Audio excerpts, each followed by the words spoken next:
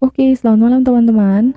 Kembali lagi dengan saya Tisa dan Vera di sini. di dalam Point of View Podcast kita akan membahas hal-hal yang dianggap tabu menjadi menjadi layak untuk diperbincangkan. Bukan. Bukan, itu acara lain ya. Itu acara ini ya. Iya, acara lain. Tolong. Acara jilat ya, bukan. Sorry. Acara yang sempat viral tapi akhirnya Gini hilang. Oke. Mami apa kabar, Mi? Baik, Tisa bagaimana kabar di sana? Awesome. Baik juga, puji Tuhan. Masih bisa makan, masih bisa bernapas, masih bisa sehat, olahraga, itu udah paling penting sekarang ya, betul ya? Sehat itu ya. Betul. Nah, teman-teman gimana kabarnya? Semoga baik-baik saja ya. Yang mendengarkan semoga dalam keadaan sehat, dalam keadaan sukacita, dalam keadaan damai sejahtera untuk melakukan aktivitas teman-teman dimanapun. Amin. Oke, malam hari ini kita akan ngebahas hal yang cukup seru juga sih untuk dibahas ya, karena ini kayaknya dilema bukan dilema pertanyaan yang sering ditanyakan sama diri sendiri soal kepuasan begitu ya, soal kepuasan diri atau kepuasan hidup begitu kalau aku istilahkan. Nah, kita kan ngebahas soal hal itu nih. Jadi kita akan angkat, jadi aku akan ada 2 cerita ini yang kita sama-sama akan mendengarkan. Nah, ini ada 2 cerita yang berbeda ya, yin dan yang, mantapnya tuh. Jadi gelap sama hitam sama putih. Nah, ini aku ceritain yang hitam dulu ya, karena hitam warna kesukaanku, putih juga sih. Abu-abu hidupku. Apa sih? Ya, ini ada cerita. Tapi sebenarnya teman-teman juga udah mendengar ya soal Juliari Batubara ya, mantan Menteri Sosial yang tersandung kasus korupsi soal bansos. Korupsi dana paket bansos lagi. Ya, kita tahu juga ya, beliau ini adalah salah satu pengusaha yang cukup kalau mau bilang kaya, kayaknya dia sampai jadi menteri, kayaknya nggak mungkin dia nggak kaya ya. Jadi pengusaha yang kaya, tapi melakukan hal yang menurutku sangat tidak terpuji banget. Ini kalau leveling dosa korupsi, kayaknya ini yang paling tinggi. Karena iya nggak sih, sebenarnya semua sama, tapi ini karena dia korupsi bantuan sosial punyanya orang miskin, orang yang nggak mampu. Bayangin deh itu. Padahal kehidupan dia jauh lebih, sangat lebih lah. Ya Allah, cuma uang orang yang cuma dikasih 300.000 sebulan masih aja dipotong 10.000 kok tidak salah tuh. Tuhan. Ya udah, itulah maksudnya satu sisi yang hitam itu ada soal Juliari Batubara itu ya, yang beliau korupsi, padahal sebenarnya dia tuh kaya raya.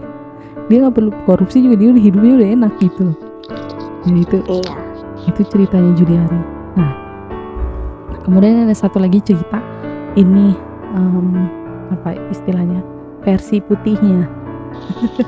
Kalau tadi versi gelapnya, kalau ini versi putihnya. Mungkin teman-teman udah pernah dengar ya Sarah Gilbert. Kalau belum tahu nanti aku ceritakan. Jadi beliau ini adalah penemu vaksin AstraZeneca. Ini satu hal yang sangat, kalau buatku sih luar biasa, karena sebenarnya kalau beliau mau ngambil untung itu sangat bisa. Beliau sangat bisa untuk, apalagi di sekarang dibutuhin banget kan. Seperti ini ya. Kalau dia mikir uang mah cucok. Nah, beliau menolak untuk menolak untuk mempunyai hak paten penuh kepada virus lagi salah kepada vaksin antivirus AstraZeneca ini. Jadi beliau menyampaikan bahwa beliau merasa bahwa dia pengen sharing, berbagi manfaat intelektual gitu dengan siapapun yang dapat memproduksi vaksin mereka sendiri. Keren gak tuh? Merinding aku bacanya. Gila, manfaat intelektual tuh dia bagikan kepada orang supaya itu bisa diproduksi vaksin AstraZeneca ini. Dan AstraZeneca ini memang terkenal dengan vaksin yang murah dari vaksin lainnya. Itu sekitar $4 atau 58.000 per vaksin. satu kali suntikan gitulah ya. Itu dan AstraZeneca ini mempunyai tingkat keampuhan 92% efektif katanya terhadap varian Delta yang sekarang lagi heboh ini. Ya, jadi dia ini keren banget sih. Kalau sebenarnya dia mikir uang sih bisa aja ya. Dia kan kayak orang jadi orang terkaya, kayaknya lebih kaya dari Ratu Elizabeth atau bukan J.K. Rowling. Dia kayaknya lebih kaya kalau semua dia mau menghak patenkan penuh AstraZeneca. Tapi dia menolak untuk menghak patenkan penuh untuk vaksin AstraZeneca. Jadi ini dua cerita ini yang kuangkat, yang mana yang satu dengan tidak puasnya akan hidup, dia tetap ngambil juga uangnya orang yang kasihan. Kemudian yang satu yang sebenarnya dia bisa saja gitu kalau dia mikirin dirinya sendiri, dengan apalagi dia orang pintar ya. Ini kan ilmu ya. Iya. Aku sekolah juga nggak gratis ya kan. Aku mikirin ini juga, aku yakin dia nggak tidur berapa tahun ini, mungkin akhir setahun ini dia nggak tidur kali ngurusi itu. Kalau kita mikir kan ya mau untung lah, ya kan? Kita aja yang disuruh lembur cuma sejam aja udah membacot ya. Teriak-teriak gimana dia gitu kan yang tapi dia menolak untuk melakukan itu dan dengan hak paten penuh tadi. Nah, dua cerita ini aku secara pribadi itu melihat soal kepuasan diri gitu ya dari dua cerita ini. Aku merasa mungkin orang yang puas akan hidupnya itu tuh salah satunya dengan caranya bersyukur gitu ya. Itu yang kupikirkan gitu nih, bagaimana kita belajar untuk bersyukur. Hidup yang bersyukur itu kalau dalam pemahamanku adalah hidup yang berserah. Nah, ini yang jadinya orang akan bingung antara berserah sama menyerah. Karena beda tipis, betul tidak? Karena seringkali kalau kita lihat ya gitu. Ya. Kebanyakan seringkali orang yang ya aku ini aja dengan hidup itu seperti orang yang menyerahkan segala sesuatunya gitu kan gitu ya. Kayak hidup contoh yang ya mengalir aja, tidak punya ambisi dan sebagainya. Kayak contoh ya udah jalani aja. Kalau ini ya udah. Itu apa, menyerah atau berserah itu? Menyerah. Ya udah dijalanin aja apa-apa. Ya hidup memang harus dijalani. Memang harus. Emang ada hidup. Tapi harus punya ini, maksudnya punya semangat gitu loh, Tisa. Betul. Punya semangat untuk punya semangat untuk istilahnya seperti yang aku bilang kemarin yang mengenai toxic people kayak gitu loh. Yeah. Orang itu harus punya kayak greget untuk bangkit buat hidupnya sendiri kayak gitu loh. Bergerak buat hidupnya sendiri, membangun hidupnya sendiri. Itu harus punya itu. Dan podcast kita yang kemarin, perubahan yang terjadi itu ya atas ini diri kita sendiri, atas kemauan diri kita sendiri gitu. Baru perubahan itu bisa terjadi. Kalau kita tidak maksudnya memompa sendiri-sendiri, ya nggak akan ada sebuah perubahan atau perkembangan di dalam hidup. Ya itu sih yang jadinya. Itu perbedaannya gitu. Menyerah dengan berserah itu sendiri. Berserah itu bukan berarti kamu kayak tidak melakukan sesuatu di dalam hidupmu. Ada aktivitas di dalam hidupmu, ada sebuah usaha di dalam hidupmu ketika kamu itu berserah kayak gitu. Tetap memikirkan tentang hidup gitu. Berbeda dengan menyerah, dengan kata menyerah gitu, misalnya menyerah kepada musuh, ya udah kamu menyerah, nggak punya daya gitu loh. Apapun yang terjadi di sekitarmu ya yang berkuasa adalah sekitarmu, itu menyerah namanya. Tapi kalau berserah itu berbeda. Sebenarnya memang berserah itu bumbui. Sebenarnya orang ambisi itu nggak ada yang salah ya, kecuali ambisius ya. Ambisi nggak ada yang salah, betul. Kecuali ambisius. Kalau ambisius kan konotasinya bahwa dia menghalalkan segala cara untuk bisa mencapai tujuannya. Tapi kalau orang dengan punya ambisi itu menurutku itu wajar gitu, dan itu baik.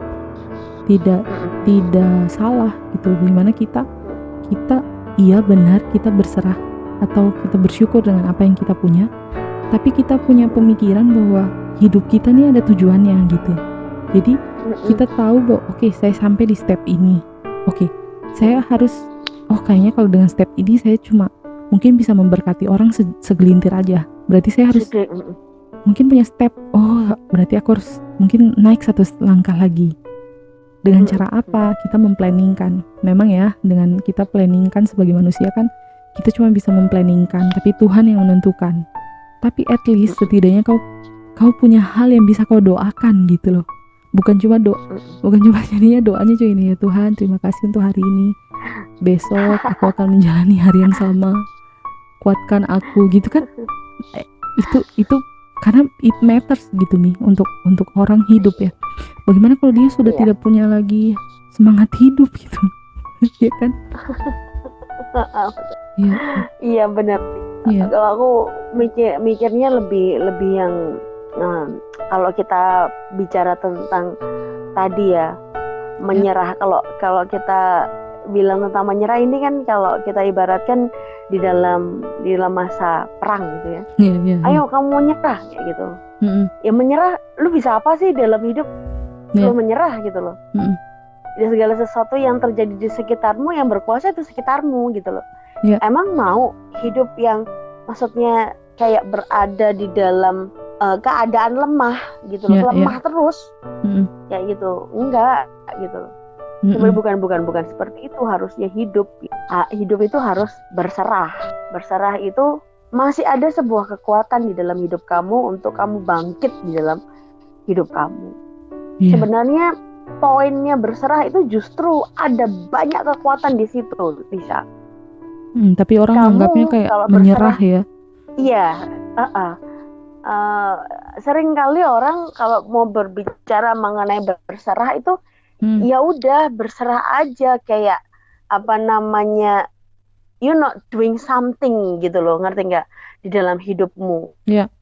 Berbeda banget. Justru di kata-kata berserah itu membutuhkan banyak usaha dan effort gitu. Satu, mengendalikan diri dari ego. Betul. Ya, gitu. Effortnya itu perjuangan gitu, Tisa. Itu berserah itu kalau orang lari itu kayak lari naik gunung tapi kita lari. betul gitu. Itu butuh perjuangan gitu, butuh effort lebih di dalam hidup kita gitu untuk berserah itu tadi. Benar. Dan mengendalikan diri, terus lebih fokus untuk melihat ke depannya. Kira-kira berserah itu bukan berarti kita nggak mikir apa-apa, ke sana dibawa ke sana, oke, dibawa ke sini, oke, enggak. Justru dalam berserah itu kita harus lebih fokus untuk melihat ke depan. Tuhan mau bawa apa aku ke depan ini? Kan lu mau berserah kepada siapa? Lu mau berserah kepada keadaan, itu menyerah namanya. Berserah itu kepada Tuhan, kayak gitu loh. Nah, aku untuk mau nanya mengetahui aku mau nanya dulu sebelum lupa. Nah, aku mau nanya gini. Oke, tadi Mami kan bilang kan sebenarnya berserah itu adalah kita bukan menyerah terhadap ini ya, situasi yang kita alami. Nah, sekarang banyak orang yang mikirnya gini nih, kayak ya sudah ini dijalani gitu. Ya ini mungkin maksudnya Tuhan gitu untuk ku jalani saja. Ya wes, nggak apa-apa ku jalani. Nanti Tuhan belokan mana lagi nanti yang Tuhan kasih. Nah, kalau itu berserah apa menyerah? Berserah dalam artian seperti ini ya. Itu tadi yang aku bilang sama apa namanya, Tisa. Berserah itu punya effort, kita harus tetap fokus. Berserahnya kepada itu tadi keadaan atau berserah kepada Tuhan. Kalau berserah kepada keadaan itu kamu menyerah namanya. Karena keadaannya seperti ini, ya udah ya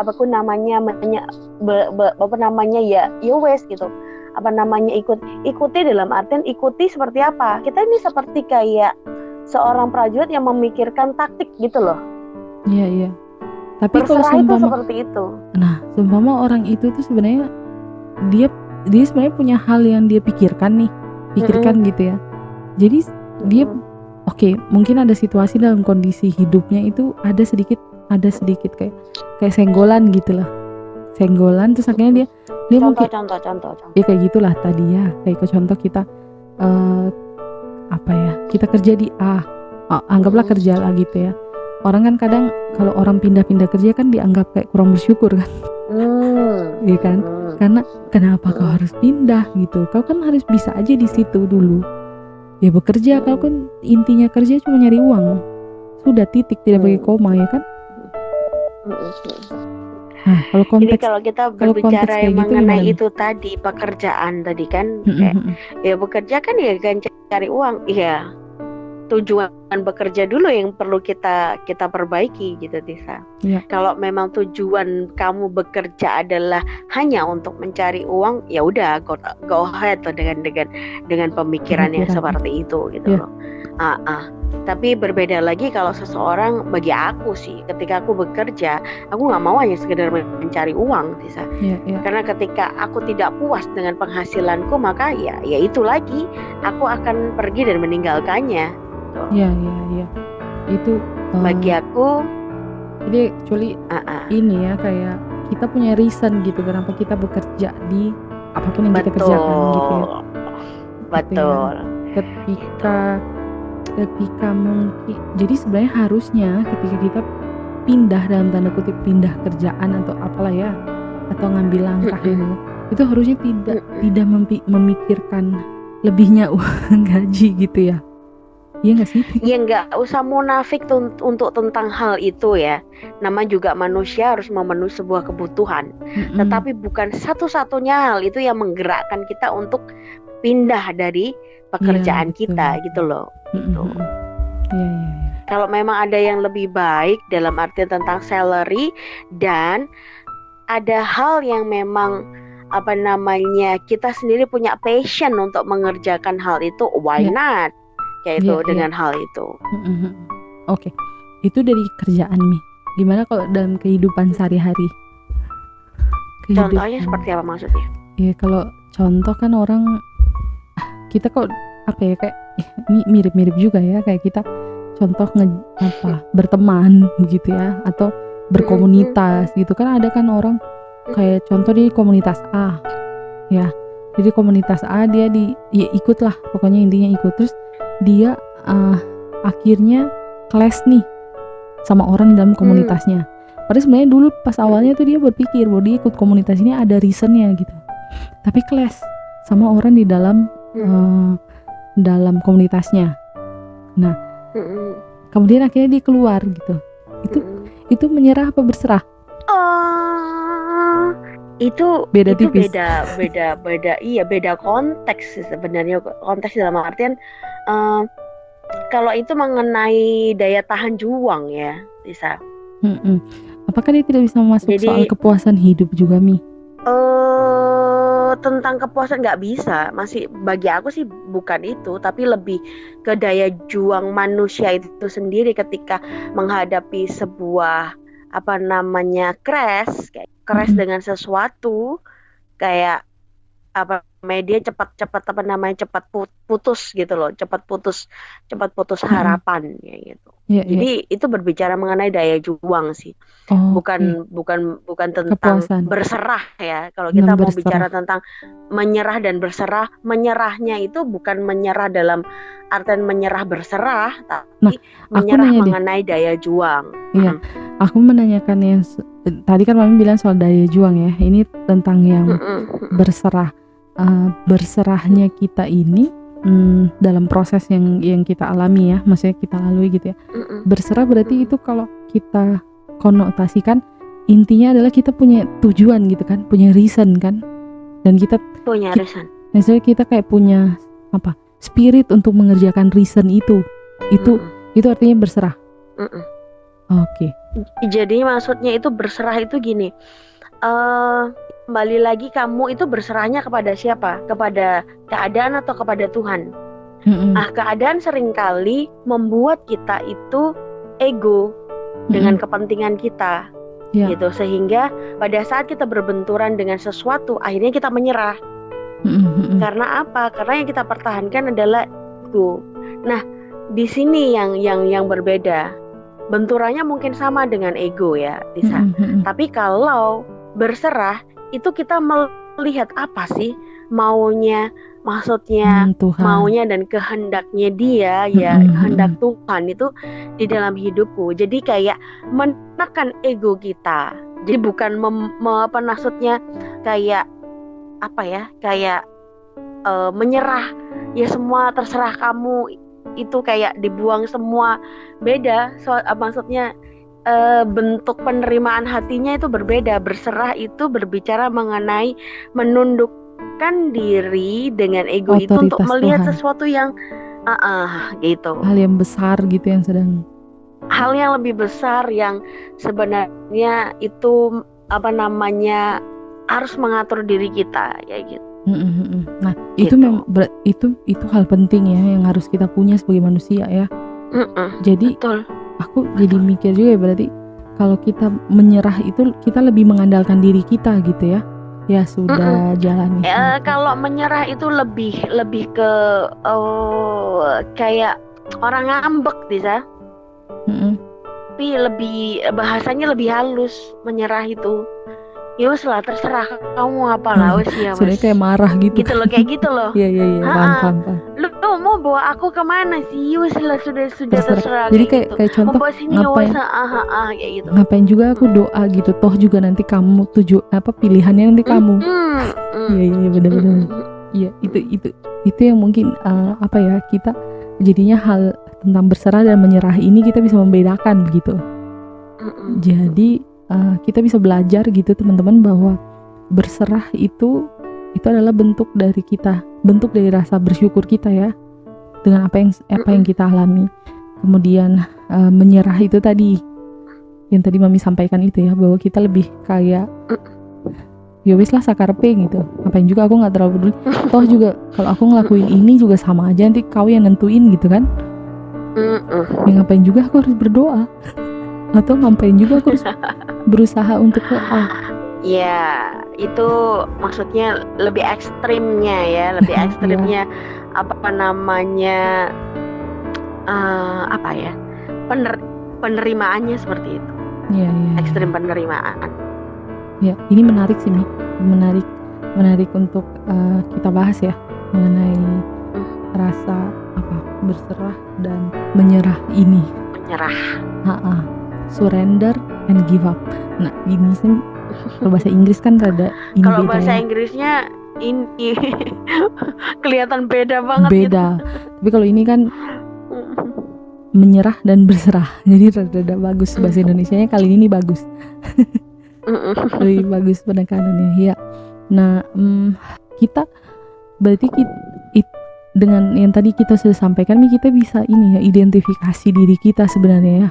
Kita nih dalam posisi apa, kita selama ini posisinya menyerah atau kita dalam posisi berserah sebenarnya. Nah, cuman kadang orang tuh benar juga sih yang tentang ego itu tadi ya, menundukkan ego sebenarnya berserah itu kan. Benar. Dan trust the process gitu ya, percaya akan prosesnya. Iya, itu nggak mudah sih. Iya. itu nggak mudah sih, nggak mudah. Soalnya gimana caranya? Aku dari tadi juga nggak bilang itu mudah. Iya sih. Nah, maksudnya gini, gimana caranya itu hal yang memang benar kita, dan itu dilatih seumur kita hidup ya. Bukan yang dilatih cuma sekali dua kali, tapi itu seumur kita hidup kita melatih itu, menundukkan diri kita terhadap otoritas Tuhan begitu ya. Karena gini sih, mikirnya adalah orang kan kadang jadinya mikir ini aku harus maksudnya kayak aku ini udah nggak nyaman begitu loh, ini udah nggak benar gitu, ini kayak ini menutup sekali tujuan hidupku gitu. Contoh menutup banget lah soal tujuanku sebenarnya tapi kok ini kayak menutup sekali gitu. Nah, kemudian kalau dia ini kan antara beda tipis kan antara ego dan ego sama tujuan gitu. Iya nggak sih? Gimana menurut Mami? Iya benar apa yang kamu ngomong. Lanjut. Maksudnya kamu pengen ngomongin seperti apa? Itu sih tadi. Jadi Mi. Ini Diana lagi telepon, pantesan bunyi. Nanti aku ganti lagi. 26 11. Nah, itu Mi. Jadi maksudnya yang ingin ku sampaikan itu tadi. Gitu, bahwa Jadinya kan ini antara kita bingung nih, jangan sampai aku udah mengidentifikasi ini antara aku menyerah atau berserah. Dalam artian kayak aku udah masuk di dalam satu kubangan nih. Ini kasih contoh saja ya. Kayak contoh aku masuk dalam satu kubangan. Kemudian di dalam kubangan itu secara tanpa aku sadari itu sebenarnya menelan aku. Oke. Iya kan? Menelan aku nih. Tapi aku jadinya berpikir oke, aku trust the process. Nanti ada kok orang yang akan datang untuk nolongin aku. Maksudnya kayak gitu loh, Mi.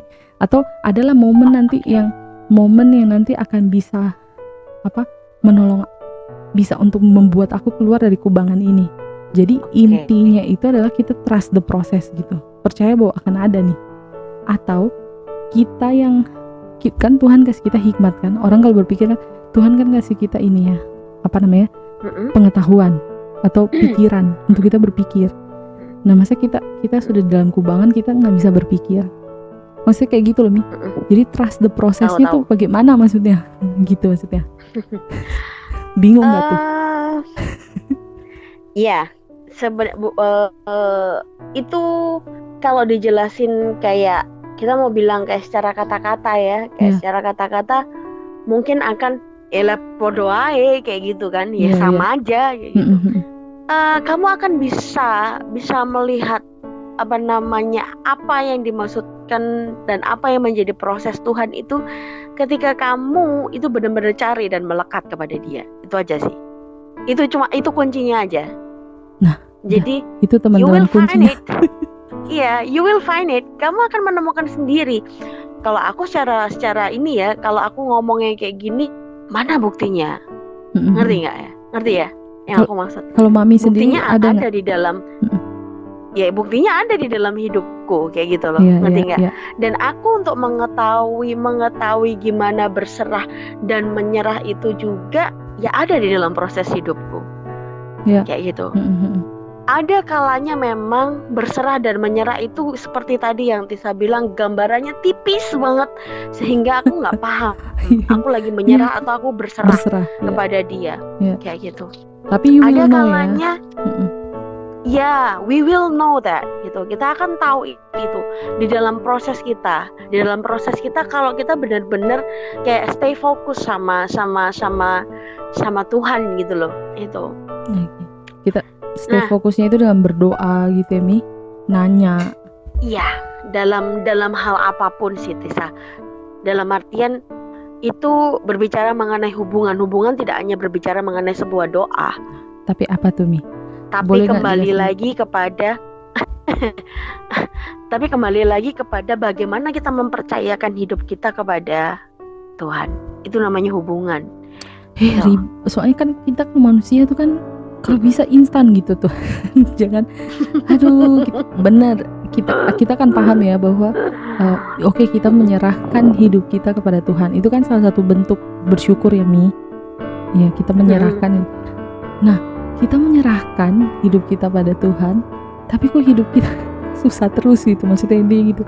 Nah, menyerahkan hidupnya itu seperti apa gitu? Melekat itu tadi itu, Mi, melekat kepada Tuhan tuh apa ya? Diartikan sebagai dalam bahasa sehari-hari itu kayak gimana dulu?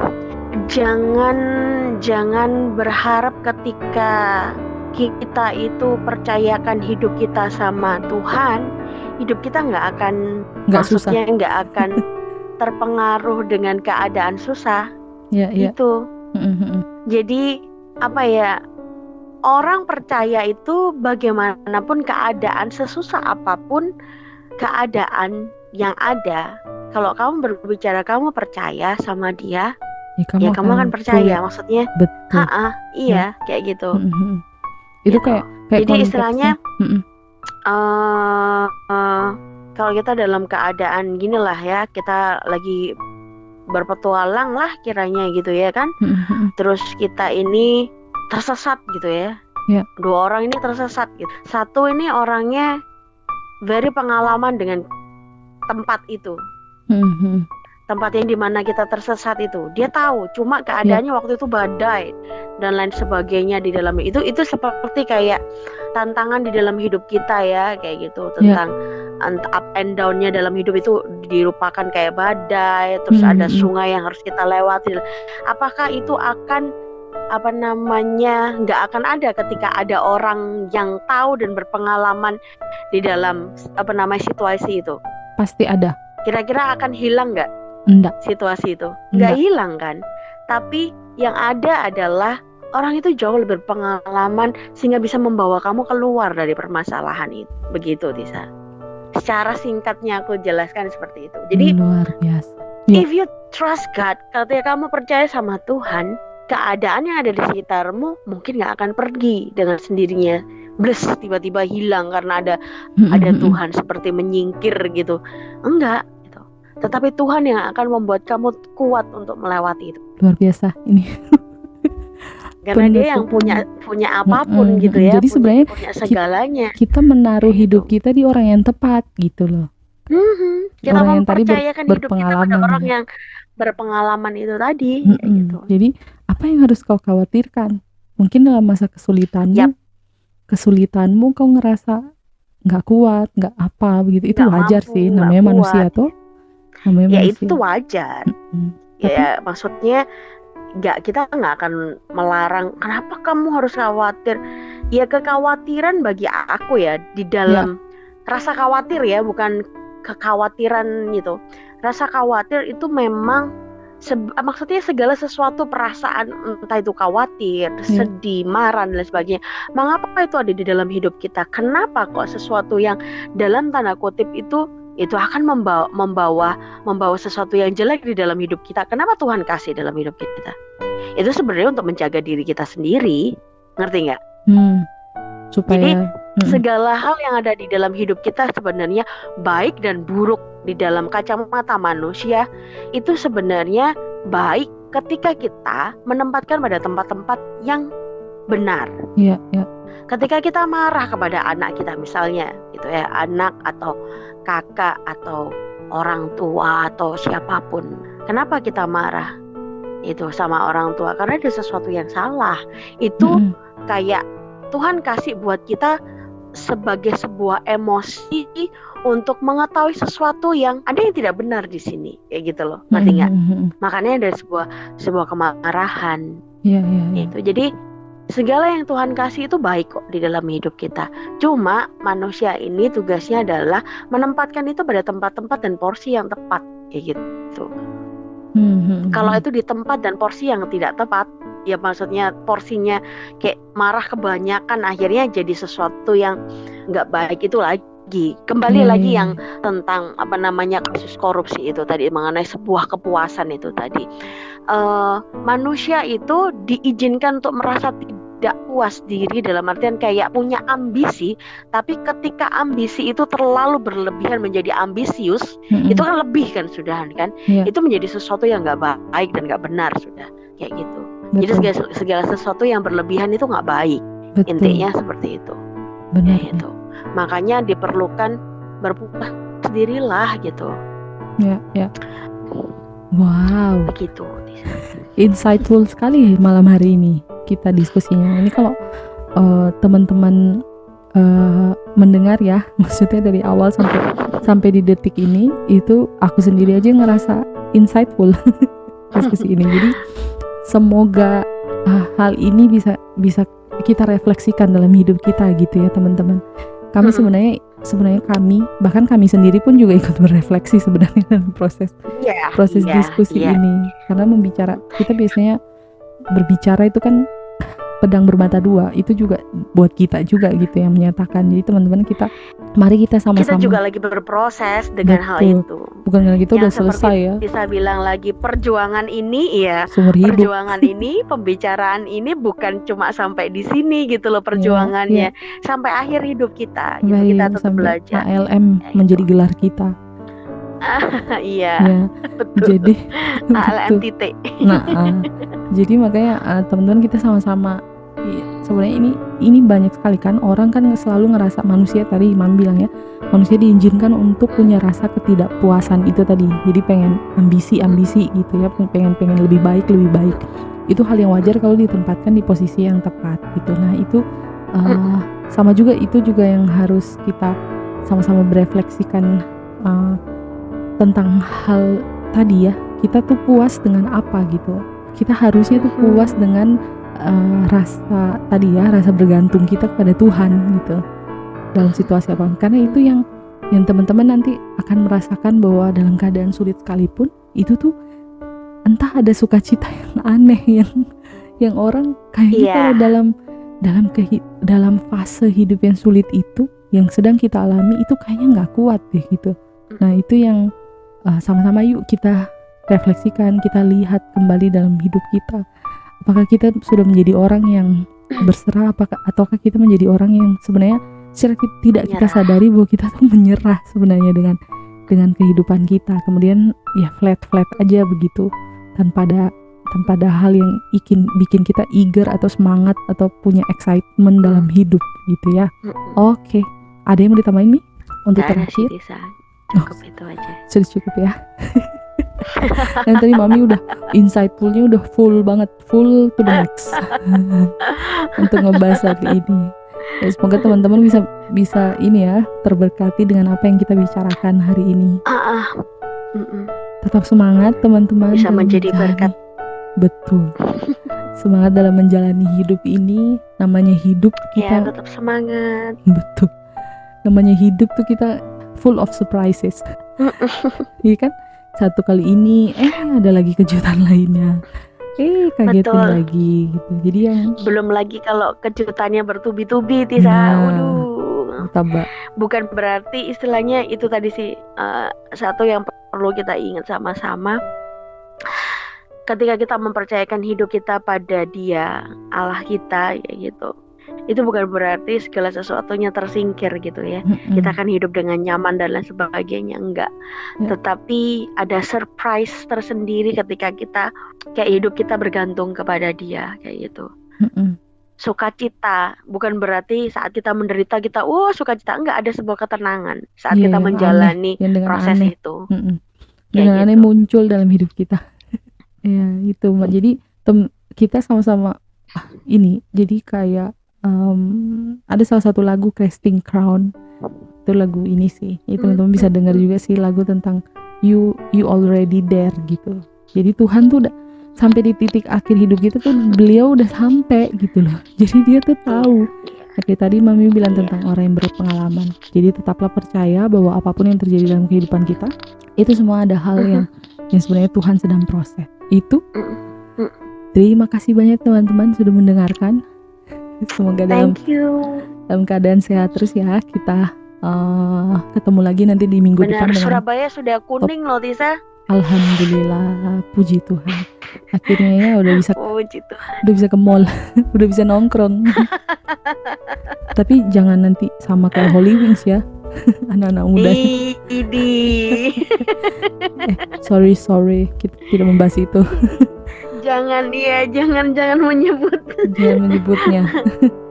Oke, tetap being produktif teman-teman dalam masa-masa sulit ini. Benar teman-teman.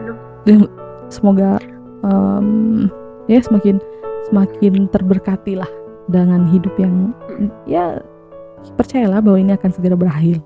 Terima kasih teman-teman, makasih Mi, sampai ketemu lagi minggu depan. Thank you. Stay healthy dan prokesnya tetap dijalankan ya teman-teman. Iya, itu yang paling penting. Ingat, kita muda, harusnya kita jadi contoh. Terima kasih teman-teman.